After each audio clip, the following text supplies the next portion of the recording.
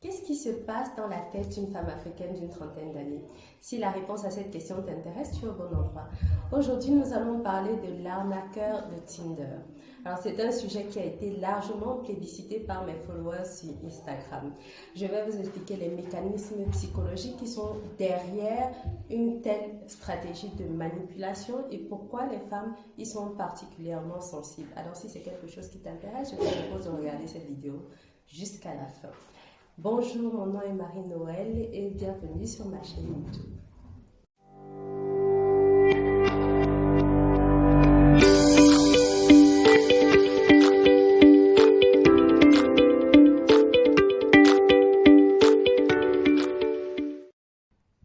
Alors, l'arnaqueur de Tinder, c'est un film qui est disponible sur Netflix depuis quelques jours. Alors, si vous ne l'avez pas encore vu, je vous invite à aller le voir avant de regarder ma vidéo parce que je vais un peu spoiler. Mais si ça ne vous dérange pas d'avoir quelques spoilers ou alors si vous n'avez pas Netflix, vous pouvez continuer à regarder. Le film est à la fois intéressant et passionnant parce que c'est l'histoire vraie d'une jeune dame qui s'appelle Cicely, qui a 29 ans, qui elle-même raconte son histoire dans le film. Et son histoire, c'est celle d'avoir été escroquée par un jeune Israélien qu'elle aurait rencontré sur Netflix et qui se faisait passer pour le fils d'un magnat du diamant. Alors, elle le rencontre sur Netflix et en l'espace de quelques semaines, il se développe une relation qui est assez passionnée entre eux. Une histoire pendant laquelle, au début, tout se passe bien, mais il lui fait rapidement croire qu'il est menacé par des personnes dangereuses qui lui en veulent, à lui, à sa famille et à son business. Et il profite de cette occasion pour lui emprunter des sommes d'argent vraiment folles. Et qu'il promet de rembourser, mais en fait, qu'il ne va jamais lui rembourser. Et donc, elle va s'endetter à hauteur de plus de 250 000 euros pour que lui, de son côté, puisse financer son train de vie luxueux en jet privé, en voyage, avec l'argent qu'elle lui aura prêté. Et donc, quand Cécilie se rend compte qu'elle a été arnaquée, elle fait appel bien sûr à la police qui ne s'inquiète pas de son sort. Et ensuite, voyant que rien ne se passe et que pendant ce temps, ce jeune homme continue à alimenter son profil sur Tinder, elle finit par se tourner vers des journalistes qui vont l'aider dans une enquête qui va aboutir à un grand article dans un des principaux médias norvégien. Et donc cet article va mettre à jour la grande escroquerie de cet homme qui s'appelle Simon Leviev, qui se fait appeler Simon Leviev, mais en fait qui s'appelle Shimon Ayut de son vrai nom. Et donc à la suite de cet article, plusieurs femmes vont se manifester de plusieurs pays, de plusieurs nationalités différentes qui vont avouer avoir été escroquées par exactement le même homme qui se présentait sous différents patronymes. Donc c'est une histoire quand même assez intéressante qui nous a poussé, enfin moi et ma communauté, à avoir des discussions sur Instagram et je leur ai expliqué que dans cette histoire, j'ai bien vu qu'il y avait des mécanismes psychologiques qui étaient mis en place qui faisaient que ces femmes étaient particulièrement influençables. Et c'est de ça que nous allons parler aujourd'hui. Petit disclaimer avant de commencer. Je voudrais préciser que les mécanismes psychologiques dont je vais parler aujourd'hui, qui ont été prouvés scientifiquement, ne sont pas applicables uniquement sur les femmes. Parce qu'on a tendance à penser que ce sont les femmes, parce qu'elles sont idiotes, parce qu'elles croient au conte de fées, parce qu'elles sont des grandes romantiques, qui sont les plus influençables. C'est vrai que par certains côtés, les femmes, à cause du conditionnement social, à cause de la pression du mariage, etc., sont particulièrement sensibles dans le domaine sentimental, qu'elles sont particulièrement vulnérables à la manipulation, mais les principes psychologiques sont les mêmes pour tout le monde, pour les hommes comme les femmes. Et les hommes comme les femmes peuvent être victimes d'escroquerie, que ce soit escroquerie sentimentale ou bien escroquerie dans le business. Donc, je tiens à le préciser pour qu'on ne soit pas dans une attitude un peu comme ça sexiste qui tend à montrer que les femmes sont idiotes ou bien qu'elles se font avoir parce que ce sont des croqueuses de diamants, comme on a pu le lire sur Cicely elle-même après que son histoire ait été diffusée. Donc voilà, c'est cette précision que j'ai envie de faire. Et pour expliquer un peu ce qui se passe du point de vue psychologique, je vais m'appuyer sur un livre que j'ai lu il y a quelques années. C'est un livre de Robert Cialdini qui s'appelle Influence et manipulation. Je pense que ce livre est en accès libre, en PDF, vous pouvez le trouver sur Google si vous cherchez. C'est un livre très intéressant que j'invite tout le monde à lire parce qu'il explique que, en gros, l'être humain, dans la prise de décision, cherche toujours le raccourci. C'est-à-dire que on prend une quantité énorme de décisions chaque jour qui guident notre comportement par rapport aux autres et ce que nous allons faire. Et on ne peut pas passer notre temps à réfléchir sur absolument tout. Donc, une des caractéristiques de l'être humain, c'est qu'il a tendance à faire confiance aux gens d'emblée et jusqu'à preuve du contraire. Et c'est donc ce qui fait que les gens sont particulièrement sensibles à la manipulation et c'est de ces mécanismes-là que se servent les escrocs. Donc, sans plus tarder, on va passer au premier point. Alors, la première chose que j'ai constatée en regardant le film, c'est la phase d'approche que cet escroc Simon utilise quand il vient vers ses victimes. Ce n'est pas une approche qui est tout de suite évidente. Ce n'est pas une approche avec laquelle il vient et il demande immédiatement qu'on lui prête de l'argent. Il arrive, il séduit sa victime, il la rend totalement amoureuse et il commence par être absolument généreux. Elle le dit lui-même, Cicely, lorsqu'ils se rencontrent, la première des choses qu'il fait, c'est qu'il invite pour leur premier rendez-vous dans un hôtel 5 ou 6 étoiles. Je pense que c'était le Four Seasons. Et elle arrive, c'est un hôtel avec un luxe insolent. Et évidemment, il lui paye le premier repas et tout de suite, il lui dit, voilà, je suis en train de voyager, j'aimerais que tu m'accompagnes. Et le voyage qu'il est en train de faire, c'est un voyage en jet privé. Donc tout de suite, il invite Cicely à le rejoindre dans un voyage en jet privé après l'avoir invité au Four Seasons. Donc je ne sais pas si vous comprenez un peu. Il la met dans des conditions de luxe insolent. Il est extrêmement généreux.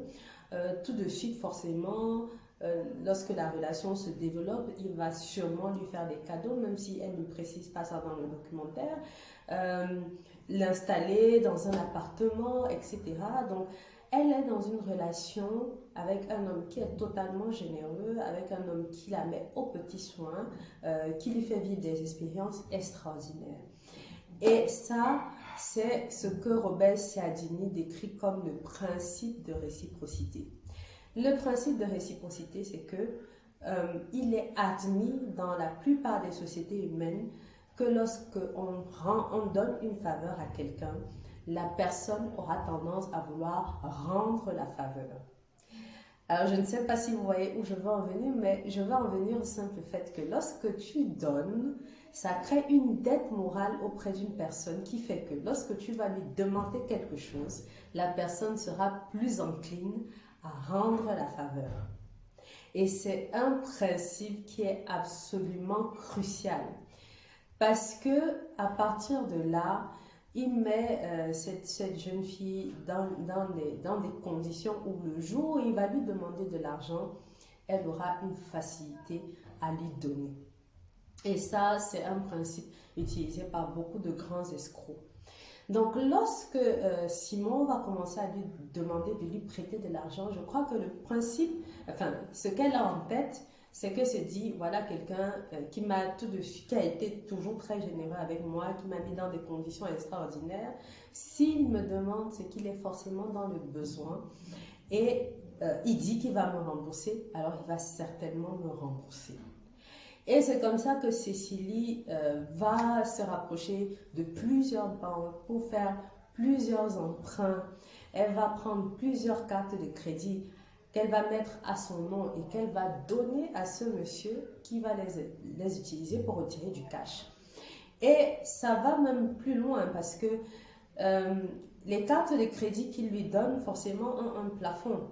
Mais à chaque fois, il va lui faire appeler à chaque fois la banque pour relever le plafond de la dépense. Et pour s'assurer que la dépense est effectivement faite par elle, les banques vont demander des garanties, demander ce qu'elle a fait, enfin où elle se trouve, quels sont les achats qu'elle vient de prendre. Et à chaque fois, Cécilie va faire exactement ce qu'il lui demande et se faire passer auprès de la banque pour la personne qui fait effectivement les dépenses. Et c'est intéressant à ce niveau-là parce qu'on se rend compte que Cécilie savait exactement où il se trouvait lorsqu'il faisait les dépenses et à quoi il faisait ses dépenses. Et elle a certainement vu qu'il faisait les dépenses en fête, en cadeau, en restaurant, en sortie. Mais ça ne lui a pas mis la puce à l'oreille. Elle a continué à lui envoyer de l'argent au point d'arriver à une dette de 250 000 euros. Donc, c'est pour vous dire à quel point ce principe de réciprocité peut être très fort. Et elle le fait avec la conviction qu'il va lui rembourser. C'est ce qui nous amène au deuxième point et au deuxième principe. Pourquoi est-ce que Cécilie était persuadée qu'il allait lui rembourser? Cécilie était persuadée que Simon allait lui rembourser parce que il a donné l'apparence d'une personne extrêmement riche et surtout, il a donné l'apparence d'une personne sympathique, d'une personne honnête et d'une personne généreuse. Et il se basait sur l'image qu'il dégageait auprès de Cécilie. C'est-à-dire que forcément, quelqu'un qui voyage en jet privé, quelqu'un qui s'habille avec des vêtements de créateur, un homme qui est très beau, un homme qui est élégant, un homme qui, dans sa façon de parler, voilà, enfin, il montre qu'il est d'un certain niveau social. Et donc, tout ça, c'est un personnage qu'il a créé autour de lui et qui était très puissant. Qui faisait qu'effectivement, on lui faisait tout de suite confiance. Donc, les gens qui vont dire, voilà, elle était un peu idiote, pourquoi elle s'est laissée avoir, moi, j'aimerais bien vous y voir. C'est-à-dire que tu rencontres un mec qui te fait voyager en jet privé, qui te fait manger dans des 5 étoiles. Moi, j'aimerais bien voir la femme qui va se dire, c'est un escroc et il en veut à mon argent. Parce qu'on rappelle quand même qu'il y a une différence de niveau social entre Cécilie et lui. Donc, tout de suite, ça lui donne l'impression que ce n'est pas quelqu'un qui peut en vouloir à son argent. Et c'est ça qui fait que l'escroc est particulièrement efficace. Et ça s'applique sur un principe dont Robert Cialdini parle, qui est le principe de sympathie. C'est-à-dire que pour que quelqu'un puisse obtenir des faveurs de vous, il faut qu'à vos yeux, il se rende sympathique. Et il y a plusieurs façons de se rendre sympathique. Il y a d'abord l'apparence physique, il y a le fait que tu t'identifies à la personne, ce n'était pas le cas dans cet exemple précis, mais ce qui était particulièrement intéressant ici, c'est que le monsieur était généreux et il savait donner l'impression aux autres, aux femmes, qu'elles étaient de vieilles connaissances, que c'était vraiment l'amour de leur vie. Donc, il jouait sur leurs sentiments pour se rendre sympathique. Et c'est grâce à ça que tout de suite, on ne pouvait plus rien lui refuser. Donc, il y a un autre élément qui entre en compte ici et dont j'en ai parlé dans ma dernière vidéo où je disais quels sont les red flags en matière sentimentale auxquels il faut toujours faire attention. C'est ce qu'on appelle le love bombing. Le love bombing, c'est quoi? C'est tout simplement, tu rencontres quelqu'un, tu ne le connais pas, mais tout de suite la personne te fait comprendre qu'elle est folle amoureuse de toi, que voilà, c'est toi la personne qu'elle attendait depuis tout ce temps. Et donc, ça suscite tout de suite une excitation, des sentiments très très puissants d'amour. Et ça, c'est une technique qu'il a utilisée pour se rendre sympathique auprès de Cécilie et surtout pour la faire tomber amoureuse. Et ça, c'est une technique, comme je le disais dans ma dernière vidéo, qui est beaucoup utilisée par les pervers narcissiques. Maintenant, pour ce qui concerne les pervers narcissiques, il faudrait carrément faire une vidéo à part parce que c'est un sujet voilà, qu'on ne peut pas discuter en seulement 20 ou 30 minutes. C'est vraiment un sujet à part. Mais les pervers narcissiques ont cette capacité-là de manipuler les sentiments des autres, de provoquer des sentiments très forts d'amour, de colère. Il souffle le chaud et le froid et c'est ce que Simon fait parce que à un moment donné, il instille la peur chez elle en lui disant voilà, je suis menacée, il y a des personnes dangereuses qui sont après moi, il faut que tu m'aides.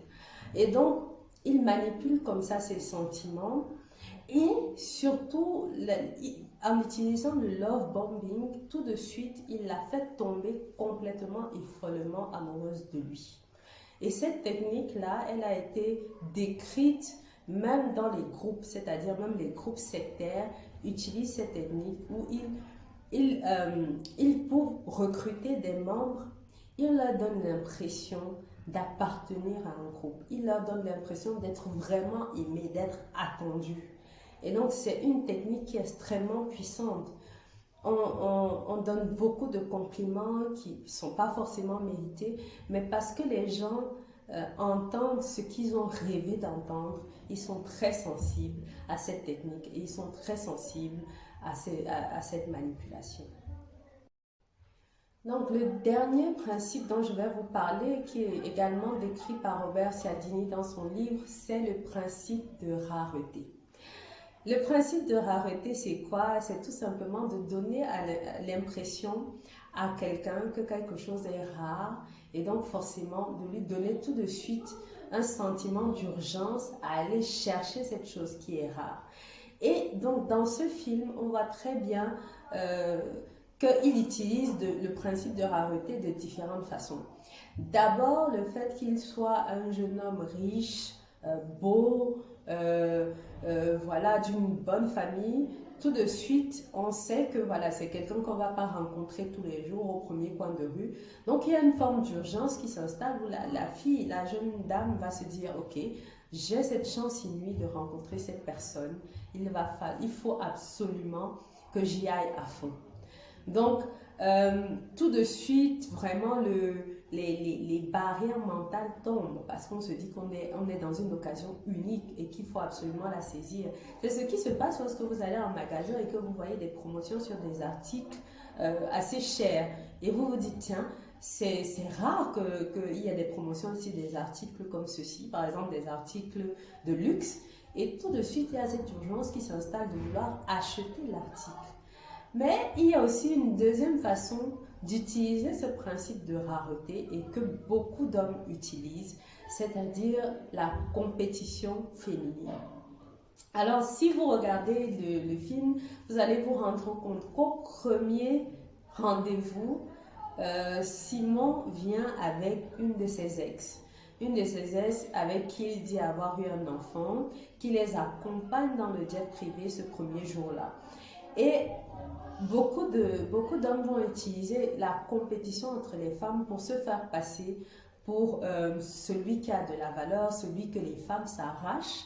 Et le fait qu'il vienne avec son ex à ce premier rendez-vous, tout de suite, ça peut jouer sur les sentiments que va avoir Cécilie.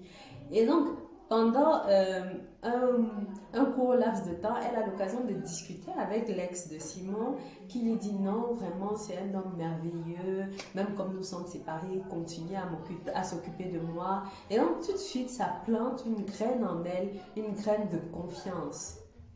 Mais c'est pas toujours la confiance qui n'est, en tout cas ce n'est pas toujours dans le principe de rareté dans la compétition entre les femmes, ce ne sera pas toujours une compétition positive comme dans le cas de Cécilie. Mais dans notre contexte particulièrement, les femmes vont se chamailler, se crêper les chignons pour les hommes. Et à chaque fois qu'il y a le gagnant, eh ben, c'est les hommes. Et pour vous prendre un exemple concret, vous allez voir par exemple le cas de notre star Biscuit de Mer qui s'est marié récemment et qui, bon, quelques mois après son mariage, va avoir semble-t-il, des difficultés avec son époux et ils sont sur le point de se séparer. Je ne vous en parle pas pour faire le Congosa, même comme on aime le Congosa, mais c'est pour vous décrire l'utilisation de cette compétition entre les femmes.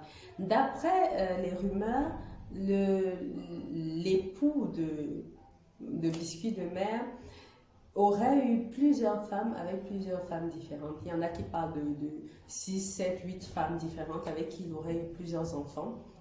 Et on aurait tendance à se dire, mais pourquoi est-ce que, sachant que c'est quelqu'un qui, de toute évidence, voilà, n'a pas une certaine stabilité du point de vue sentimental, pourquoi est-ce que elle s'est quand même mariée avec lui?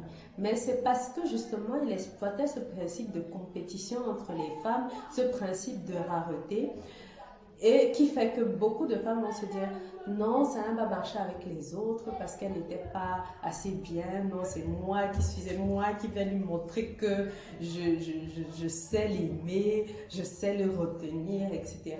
Donc, c'est tout simplement dans la tête des femmes.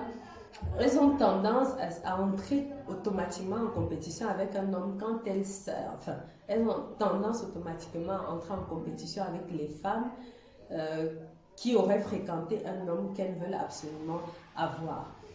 Et elles vont avoir tendance à se dire que elles vont réussir là où les autres ont échoué. Et c'est comme ça qu'on se retrouve dans des situations comme celle-là. Pour vous prendre un autre exemple qui est moins camerounais, il y a par exemple Khloé Kardashian et Tristan Thompson. Vous allez voir par exemple que Khloé se met en couple avec Tristan alors qu'il y a une autre femme qui est encore enceinte de lui. Donc, à chaque fois, il y a ce principe de rareté, cette compétition entre les femmes qui est exploitée par les hommes, où elles vont se dire non, l'autre n'était pas assez bien, moi je suis assez bien, moi je vais réussir à le retenir. Ici, je n'ai parlé que de 3 principes, le principe de rareté, le principe de sympathie, le principe de réciprocité. Mais dans son livre, Robert Cialdini parle de 6 principes d'influence et de manipulation. Et ne vous méprenez pas, ce sont des principes qui sont très très puissants et très très très efficaces, qui ont été déjà étudiés par les psychologues, par les sociologues, et qui sont connus parce que ça marche sur absolument tous les êtres humains. Il n'est pas dit qu'il faut être naïf, il faut être faible ou il faut être idiot pour être sensible à la manipulation. Mais le fait de connaître ces principes, c'est déjà une arme qui est assez puissante contre les escrocs, contre les manipulateurs. C'est pour ça que je vous recommande encore une fois de lire le livre de Robert Cialdini et voilà quoi, de vous prémunir plus ou moins de ces tactiques de manipulation qui sont utilisées par les escrocs. C'est d'autant plus important parce que du point de vue de la loi, c'est extrêmement difficile de faire condamner les escrocs. Et on le voit très bien dans le film parce que la jeune Cécilie saisit la police, mais elle ne réussit pas à avoir gain de cause. Non seulement parce qu'on ne la prend pas au sérieux, mais en plus parce que c'est extrêmement difficile de condamner les escrocs, de prouver même déjà l'escroquerie et de condamner les escrocs, particulièrement lorsque ces escrocs sont des personnes avec qui on sort. Si vous prenez par exemple la loi camerounaise, l'article 318 de la loi camerounaise condamne l'escroquerie, mais il est bien précisé dans cet article qu'il y a exception pour les cas de prêt. Alors c'est très intéressant parce qu'un prêt n'est pas considéré, un prêt qui n'est pas remboursé n'est pas considéré comme une escroquerie. Et dans ce cas-là, elle justement a prêté l'argent à ce monsieur. Mais non seulement elle lui a prêté l'argent, mais en plus, ça va être difficile pour elle de prouver que c'était un prêt parce qu'elle lui a donné des cartes de crédit qui portaient son nom, qu'elle a emprunté de l'argent en son nom à elle avant de lui donner à lui. Donc ça va être extrêmement difficile dans ces cas-là de prouver que déjà il y avait prêt et ensuite de prouver qu'il y avait manipulation, abus de confiance, escroquerie. Mais c'est tout à fait possible lorsqu'on a un très bon avocat. Mais ce point sur la loi, c'est juste pour vous mettre en garde parce que il vaut mieux prévenir que guérir dans des cas comme celui-ci. Donc bon, on va s'arrêter là pour aujourd'hui. Je ne vais pas me transformer en juriste, mais c'était important pour moi de vous faire comprendre pourquoi des cas comme ceux-ci peuvent être difficiles à condamner. Des messieurs comme Simon Ayut peuvent être difficiles à condamner et pourquoi c'est important de comprendre déjà comment se déroule la manipulation pour comprendre comment faire pour l'éviter. Bon, donc si vous avez d'autres questions, n'hésitez pas à les poser en commentaire. En attendant, n'hésitez pas aussi à me suivre sur mes réseaux sociaux, YouTube évidemment, Instagram et surtout mon blog. En attendant, je vous embrasse.